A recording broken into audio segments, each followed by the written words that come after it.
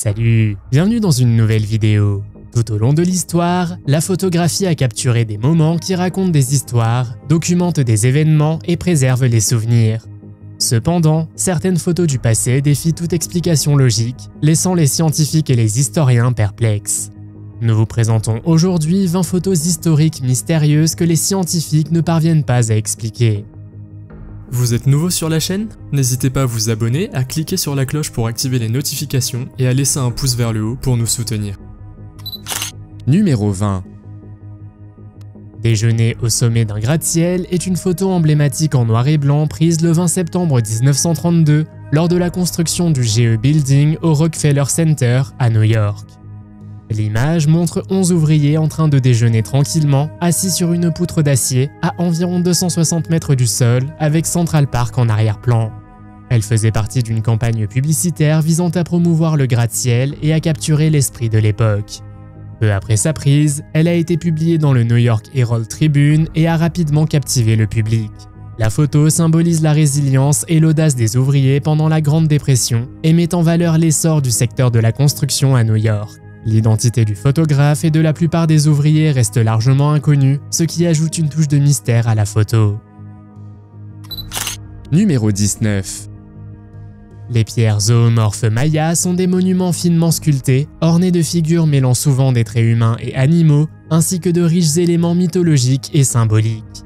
Ces pierres ont joué un rôle central dans l'art, l'architecture et les expressions religieuses mayas et se trouvent principalement au Guatemala et au Honduras. Les gravures représentent des animaux tels que des jaguars, des serpents, des tortues et des oiseaux, parfois mêlés à des visages humains ou à des divinités.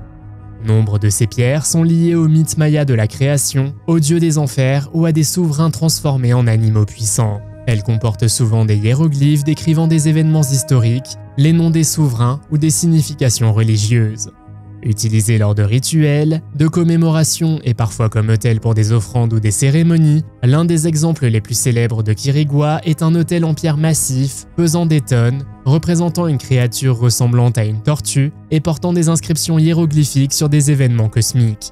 Une autre pierre combine des éléments surnaturels et ressemblant à des crocodiles pour commémorer le règne d'un roi. Numéro 18. William Mumler, orfèvre et chimiste amateur de Boston, devint par hasard un pionnier de la photographie spirituelle. En 1861, alors qu'il expérimentait la photographie, il prit un autoportrait où la silhouette étrange d'une jeune fille apparaissait à ses côtés. Il partagea d'abord la photo pour plaisanter avec des amis, mais elle attira rapidement l'attention d'un magazine spirituel qui la considéra comme une véritable apparition fantomatique. Mumler y vit une opportunité commerciale et commença à facturer $10 aux Bostoniens pour les photographier avec leurs proches décédés. Mumler prétendit que le fantôme de sa première photo était celui de son cousin décédé. En 1869, il fut poursuivi pour fraude, mais finalement acquitté faute de preuves. Malgré le procès, la photographie spirituelle resta populaire et d'autres photographes commencèrent à adopter ces techniques. Sa cliente la plus célèbre fut Mary Todd Lincoln, qui fit réaliser un portrait représentant l'apparition de son défunt mari, le président Abraham Lincoln. Cette photo devint emblématique et marqua la fin de son engagement dans la photographie spirituelle. Numéro 17. Le Cadborosaure est une célèbre légende originaire de la côte ouest de l'Amérique du Nord, le long de l'océan Pacifique. Le 10 novembre 1930, une carcasse, probablement celle d'une baleine, a été découverte sur l'île Glacier, près de l'Alaska. Cette découverte coïncidait avec de nombreuses observations d'une créature similaire au large des côtes de l'État de Washington au cours de cette décennie. Des témoins ont décrit la créature comme un serpent, avec une tête de cheval, un long cou, de petites nageoires antérieures et de puissantes nageoires postérieures couvertes de nageoires. Les Premières Nations du Canada racontent l'existence d'un serpent de mer similaire depuis des siècles, suggérant que la créature aurait migré vers le nord pour éviter les eaux plus chaudes. Les communautés inuites d'Alaska peignent même l'animal sur leur bateau pour éloigner les intrus. Cependant, l'une des découvertes les plus remarquables n'était pas une créature échouée, mais plutôt d'étranges restes trouvés dans l'estomac d'un cachalot. En 1937, des chasseurs de baleines ont découvert un animal inconnu dans l'estomac d'un cachalot, mesurant près de 3,5 mètres de long et ressemblant à un croisement entre un chien et un cheval. Aucune analyse approfondie de cette mystérieuse créature n'a jamais été menée, laissant son sort mystérieux. Depuis 1700, 200 observations de caddies ont été signalées le long des côtes américaines et canadiennes, notamment dans la baie de San Francisco et à Island View Beach. Numéro 16. Lepa Radic, une résistante de 17 ans, fut capturée par les forces allemandes pendant la Seconde Guerre mondiale le 8 février 1943 pour son rôle dans la résistance à l'occupation de la Yougoslavie. Serbe de Bosnie, elle rejoignit les partisans yougoslaves, un mouvement de résistance communiste luttant contre les puissances de l'Axe.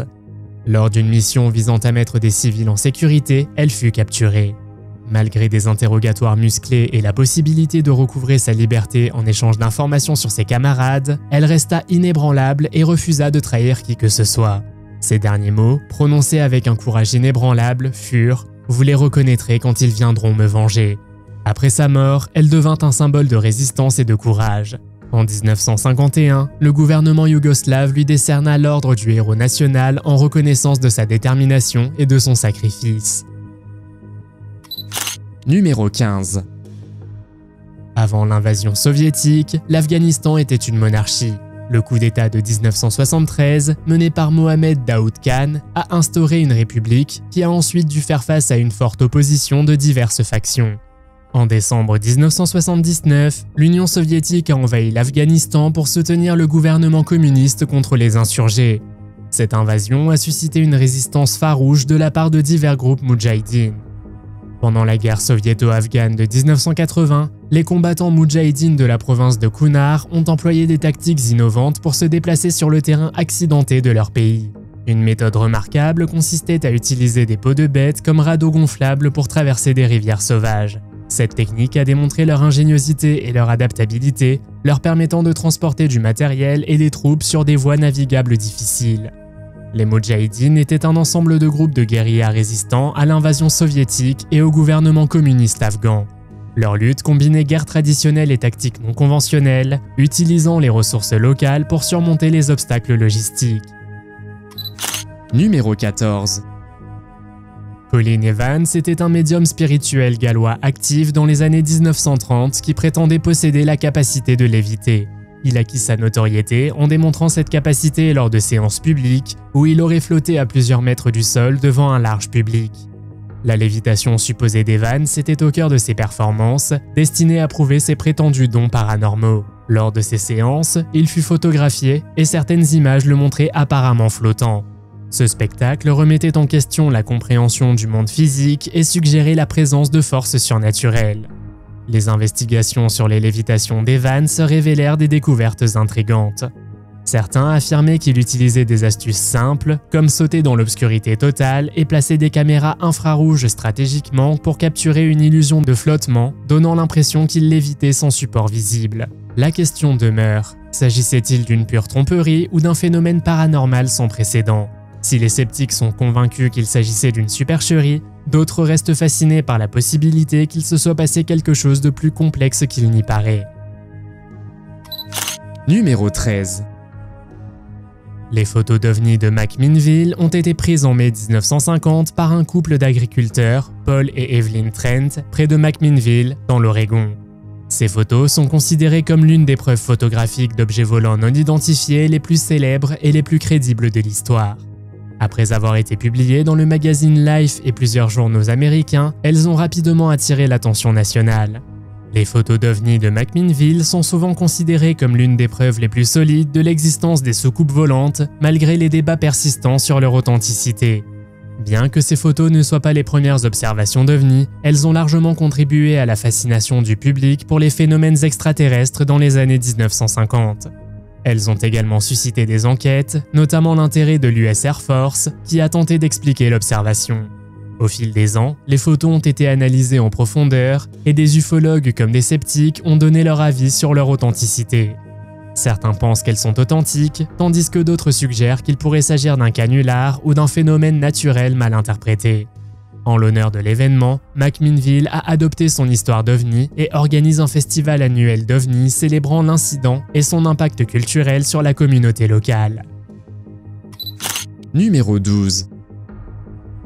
La photo du régiment d'infanterie de la garde de Ketchholm, prise entre 1903 et 1909, est une image historique remarquable représentant un régime entier de soldats de l'armée impériale russe. Elle a suscité un vif intérêt en 2006 lorsqu'elle a été partagée sur les forums de photographie russe.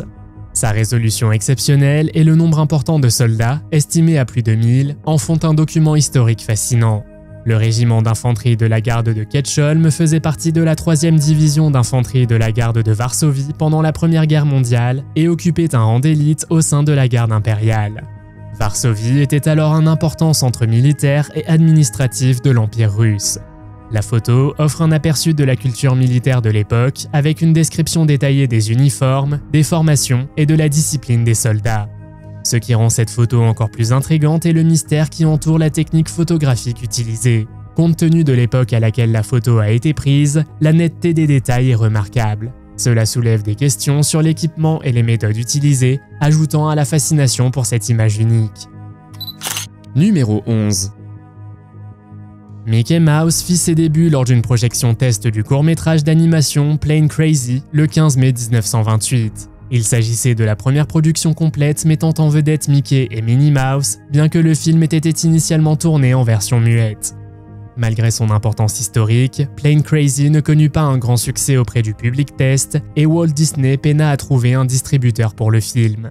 Plus tard, avec l'avènement du parlant, Steamboat Willie sortit le 18 novembre 1928 et devint le premier dessin animé de Mickey Mouse à connaître un succès commercial.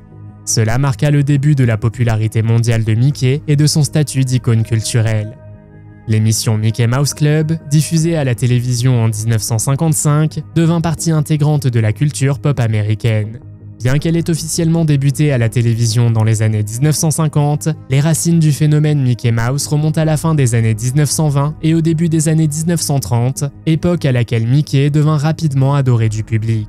En 1930, Mickey Mouse était déjà l'un des personnages de dessins animés les plus populaires au monde, ce qui a conduit à la création du Mickey Mouse Club, qui célébrait ses aventures et mettait en vedette de jeunes artistes. Pensez-vous que les créateurs de cette photo ou des premiers dessins animés de Mickey aient réalisé qu'ils écrivaient l'histoire? Numéro 10. Les fêtes victoriennes de déballage de momies étaient un phénomène social particulier apparu au XIXe siècle, notamment au sein des classes supérieures anglaises. Ces rassemblements allient divertissement, curiosité et fascination pour l'égyptologie, un phénomène culturel plus vaste connu sous le nom d'égyptomanie.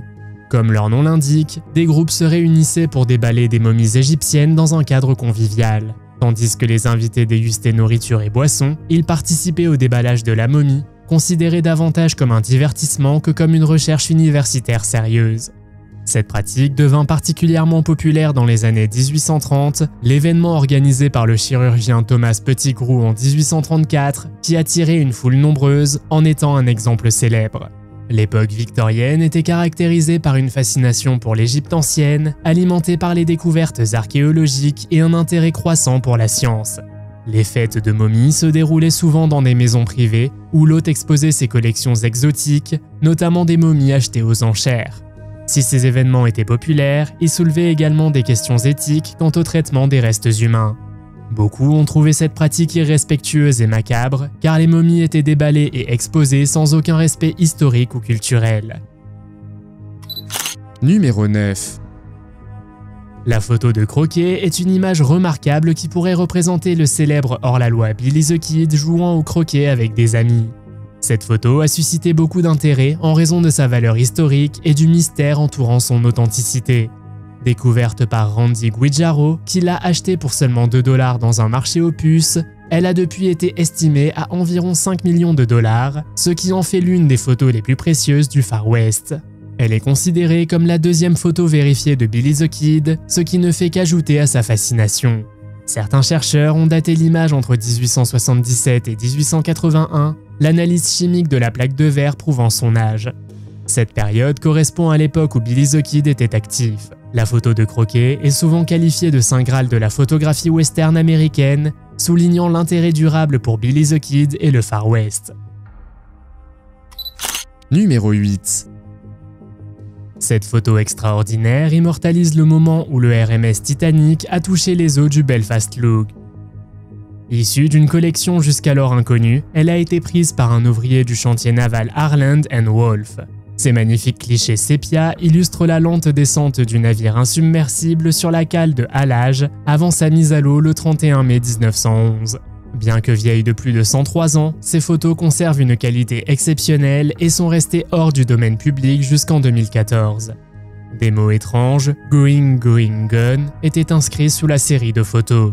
Ces photos ont finalement été rassemblées dans un album de famille de 116 images en noir et blanc prises par John W. Kempster, directeur et ingénieur principal chez Harland & Wolff. L'album contient 13 photos du lancement du Titanic le 31 mai 1911, dont une image de la proue heurtant l'eau. Parmi les autres moments marquants, citons l'inspection des béliers hydrauliques par le président Lord Pirrie of Harland & Wolff et la scène emblématique de la mise à l'eau du Titanic, pourtant condamné à l'échec, sous les acclamations de milliers de personnes. Le jour du lancement, Kempster fut le maître de cérémonie et organisa un déjeuner au Grand Central Hotel de Belfast pour les directeurs du chantier naval et les dignitaires. Il photographia également l'Olympique et le Titanic au départ du Belfast Lough en 1912. Ironiquement, la famille Kempster elle-même embarqua sur l'Olympique, alors le plus grand paquebot du monde, pour son voyage inaugural vers les États-Unis en juin 1911. Numéro 7. La poussette anti-gaz a été développée à une époque de tension mondiale croissante précédant la Seconde Guerre mondiale. Cette conception innovante répondait à la menace croissante de guerre chimique et aux besoins de mesures de protection pour les bébés. En 1938, alors que les craintes de guerre s'intensifiaient, une femme fut photographiée en train de tester cette poussette unique. Ce modèle visait à protéger les bébés des gaz toxiques. Sa construction étanche empêchait toute pénétration de substances nocives, garantissant ainsi la sécurité du bébé à l'intérieur. Cette conception reflétait les inquiétudes de l'époque et les mesures extrêmes que les parents étaient prêts à prendre pour protéger leurs enfants. Numéro 6. Il y a plus d'un siècle, un navire fit route vers la petite île écossaise d'Elianmore, déclenchant ainsi l'un des plus grands mystères maritimes de l'histoire. L'Hespérus, un navire ravitailleur de phares, faisait route vers les îles Flannan, dans les Hébrides extérieures d'Écosse. Cet incident survint après que l'équipage du vapeur Arctor eut signalé, le 18 décembre 1900, que la lumière du phare d'Elianmore était éteinte. L'après-midi du 26 décembre, le capitaine Harvey arriva sur l'île avec l'Hespérus et envoya le gardien du phare Joseph Moore à terre. À sa grande surprise, il trouva le phare et l'île complètement déserts. Les trois gardiens, James Ducat, Thomas Marshall et Donald MacArthur, avaient disparu sans laisser de traces et on ne savait rien de leur sort. Une veste en toile cirée fut retrouvée dans le phare, suggérant que l'un des hommes était sorti sans son imperméable et n'était jamais revenu. Les dernières entrées du journal de bord dataient du 15 décembre 1900, indiquant que les gardiens avaient accompli leurs tâches quotidiennes. Mais depuis, ils avaient mystérieusement disparu. La théorie la plus répandue est qu'ils auraient été emportés par une tempête ou noyés en tentant de sécuriser leurs équipements. Malheureusement, le mystère reste entier à ce jour. Que pensez-vous qu'il soit arrivé aux trois gardiens de phare? Faites-le moi savoir dans les commentaires. Numéro 5. Les chaussures de vache étaient une invention astucieuse utilisée par les contrebandiers, distillateurs illégaux, pendant la prohibition aux États-Unis pour échapper aux forces de l'ordre. Ces chaussures spéciales étaient conçues pour camoufler les empreintes de pas de leurs porteurs, rendant leur traçage plus difficile. Leur principal objectif était de dissimuler les traces laissées par les contrebandiers lors du transport d'alcool illégal. En créant des chaussures imitant les grandes empreintes distinctives des vaches, ils pouvaient tromper leurs poursuivants et gagner un temps précieux pour s'échapper. Leur conception garantissait que les chaussures laissaient une empreinte ressemblant à celle d'une vache, déjouant ainsi les enquêteurs. Pendant la Prohibition, la production, la vente et le transport de boissons alcoolisées furent interdits. Cela entraîna une augmentation des activités illégales, dont la contrebande. L'utilisation de chaussures de vache n'était qu'une des nombreuses tactiques employées par ces individus pour éviter d'être repérés et préserver leurs moyens de subsistance. L'ingéniosité derrière ces chaussures illustre les efforts déployés par les contrebandiers pour protéger leurs activités durant cette période mouvementée de l'histoire américaine. Numéro 4. La photo d'un policier new-yorkais pendu à une poutre d'acier en 1920 capture un moment qui reflète l'esprit audacieux de l'époque. Cette image est devenue emblématique et est souvent associée aux cascades imprudentes qui étaient populaires après la Première Guerre mondiale.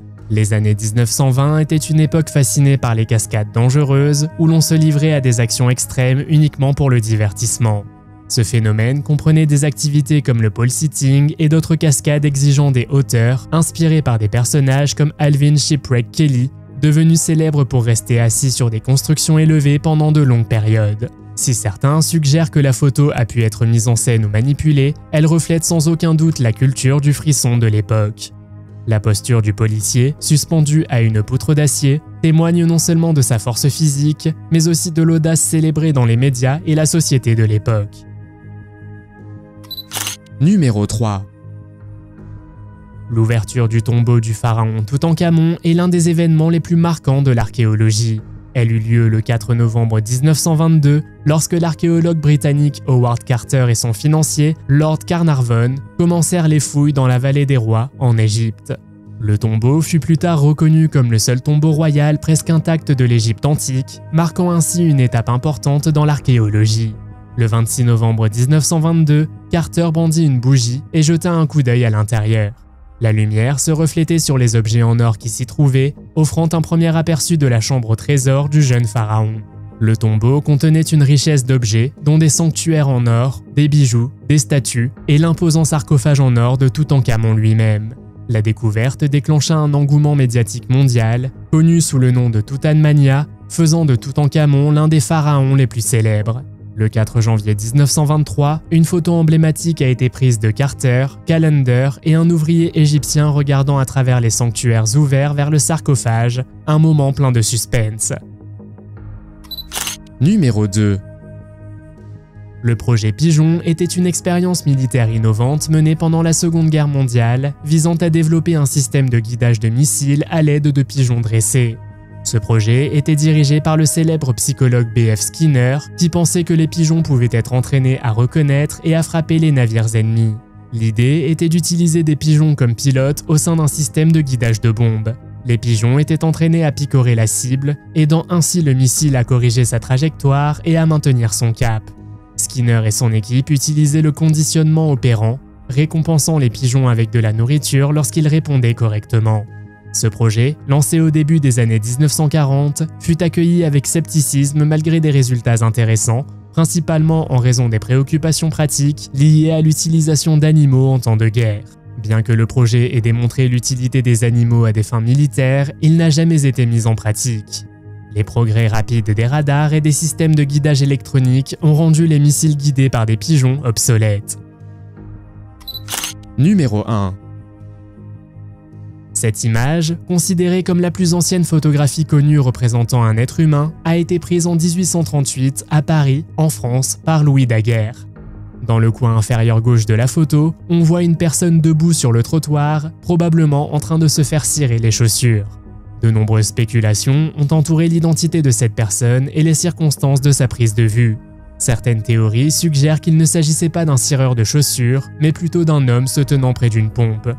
Comme tous les daguerréotypes, la première méthode photographique commercialement réussie nommée d'après Daguerre, l'image apparaît comme une image miroir. La rue photographiée est le boulevard du Temple, un quartier chic connu pour ses boutiques, ses cafés et ses théâtres. Ce quartier a été surnommé boulevard du crime en raison des nombreuses pièces policières jouées dans ces théâtres. Bien que la rue fût sans doute animée à l'époque, l'image paraît étonnamment vide. En effet, tout mouvement trop rapide n'a pas été capté par la plaque photographique. L'exception est l'homme dans le coin inférieur gauche, qui est resté immobile assez longtemps pour être capturé sur la toute première photographie d'un humain. Avez-vous des réponses à certaines de ces photos historiques? Faites-le moi savoir dans les commentaires. Si vous avez aimé cette vidéo, mettez un pouce en l'air. Si vous voulez voir d'autres vidéos que nous avons réalisées, cliquez sur l'une d'entre elles à l'écran ou jetez un coup d'œil à la chaîne. Merci d'avoir regardé et à la prochaine.